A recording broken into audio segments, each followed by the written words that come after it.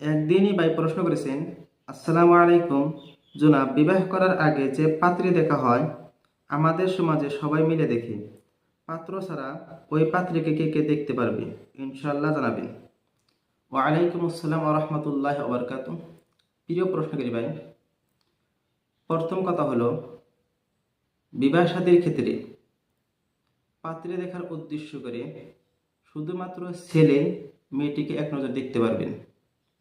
এর বাহিরে ছেলের বোন জামাই, ছেলের বন্ধু বান্ধব বা ছেলের আরো অন্য অন্য স্বজন যারা পুরুষ রয়েছে তারা মেয়েকে দেখতে পারবেন না। তবে ছেলের পক্ষ থেকে ছেলের মা, ছেলের খালা বা ছেলের বোনেরা এনারা মেয়ে দেখতে পারবেন।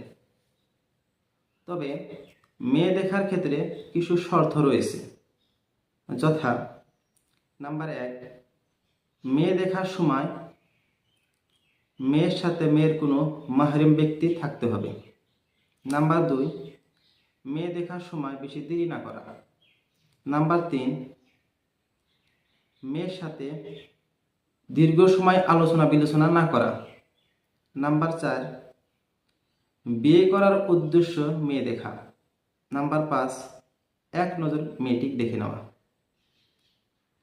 তবে আমাদের সমাজে আরেকটি কুসংস্কার রয়েছে, সেটি হলো মেয়ে দেখার সময় মেয়ের মাথার চুল দেখা হয়, মেয়েটিকে হাঁটানো হয়।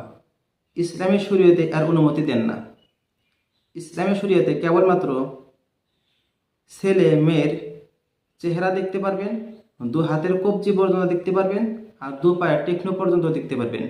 এর বাইরে বাকি শরীর পর্দা আবৃত থাকবে। আশা করি প্রিয় প্রশ্নকারী ভাই আপনি আপনার প্রশ্ন জবাব পেয়েছেন। ও আখির দাওয়ান আলহামদুলিল্লাহি রাব্বিল আলামিন।